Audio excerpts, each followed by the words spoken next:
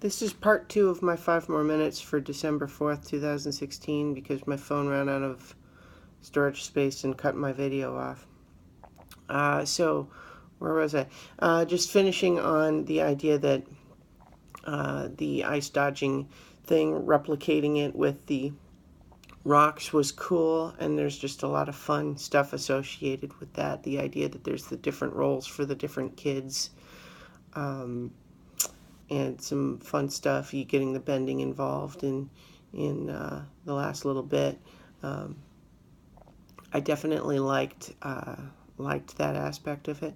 And Bato, despite being the source of the division between the kids, obviously didn't do anything wrong, and he seems like a genuinely good guy.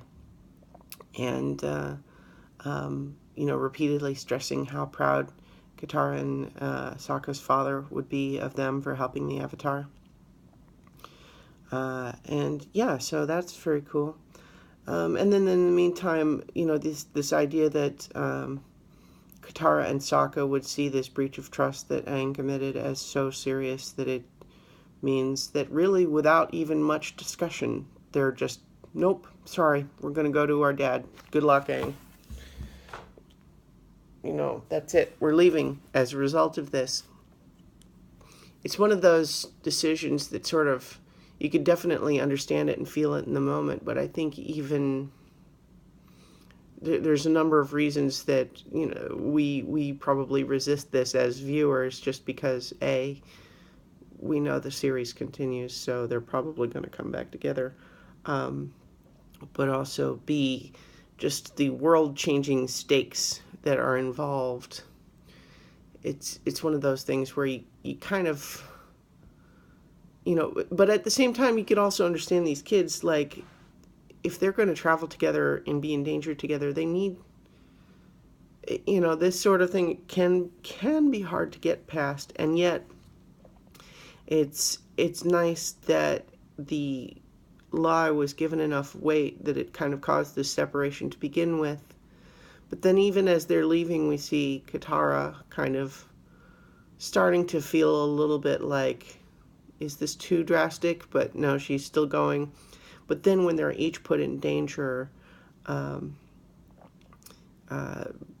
they do come back. And I liked that the overall message was that part of friendship is being able to forgive your friends when they are genuinely sorry, and to be able to get past those sorts of things.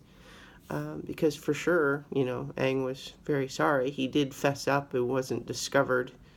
And he didn't really even argue with them wanting to leave. And so, I think that he showed some growth there in terms of recognizing his own failing. And it's obviously these things are a learning process, but this is part of the whole arc of the series, of course, is this idea for Aang of going from being the little kid who ran away to the young man who won't. And that's important. That's part of the whole thrust of the series. And so that's good stuff. And then in the meantime, we have, of course, Zuko and Iroh and the bounty hunter. God, I can't think straight. It's too early. It's a little weird, this idea of them meeting because there was a stowaway on Zuko's ship. Like, even a wanted criminal just seems like, that ship, is that really where you want to... I don't know. I mean, it's fine. It's over and done with quickly. It's mainly meant as an attempt to demonstrate the abilities of the Sirishu, I think is what she called it. This sloth mole thing. And it was, so it's cool for that purpose, I suppose. It just feels strange, this idea that Zuko would just randomly have a stowaway on his ship. But whatever. The idea that both Zuko and Iroh immediately recognized the possible use they could have for a creature that can track people by smell over miles and miles of terrain. And there's a lot of nice suspense built as we see them, retracing Aang and the kids' steps over the last couple of episodes, revisiting the crazy herbalist with her cat, revisiting the town with the fortune teller. And we get some nice bits from Iroh in this episode too, like when he is offered a fortune telling from Madame Wu and says, at my age there's only one surprise left, and I would just as soon keep that one a surprise. And it's also kind of a fun running gag that Iroh basically thinks that June, the lady bounty hunter, is hot.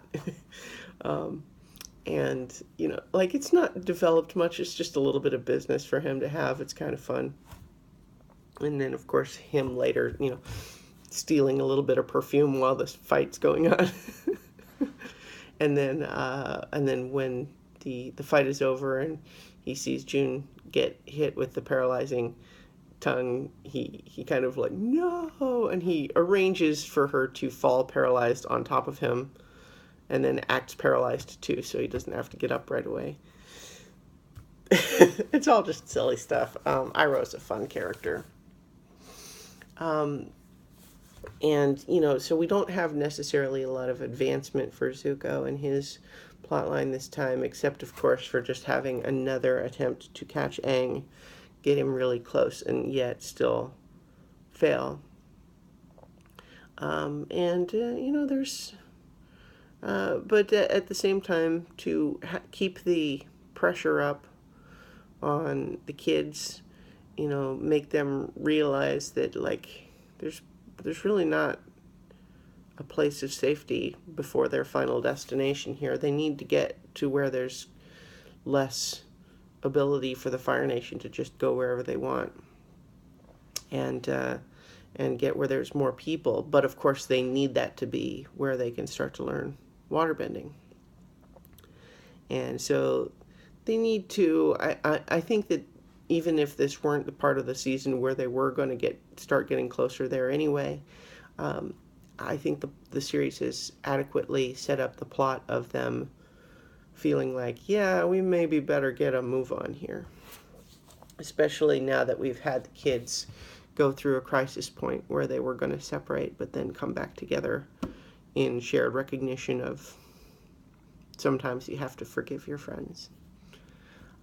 Anyway, that's it for this episode. I've got to go ahead and get ready to go to the airport, and I will talk to you guys tomorrow for 5 more minutes.